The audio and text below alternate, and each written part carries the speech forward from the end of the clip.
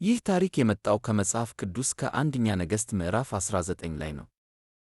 ኤልያስ የእግዚአብሔር ነቢይ ነበር፣ እግዚአብሔርን በታማኝነት ያገለግል ነበር። ነገር ግን ከአስቸጋሪ ጊዜ በኋላ ኤልያስ በጣም ደክሞ ነበር።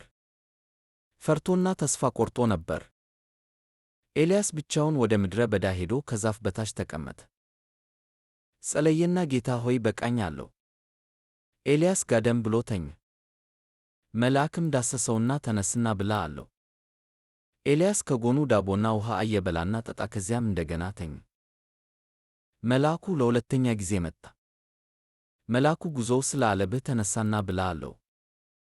ኤልያስ እንደገና በላና ጠጣ። እግዚአብሔርም ብርታት ሰጠው። ኤልያስ ጉዞውን ቀጠለ። ይህ ታሪክ አንድ አስፈላጊ ነገር ያስታውሰናል። እግዚአብሔር ስንደክም ይረዳል።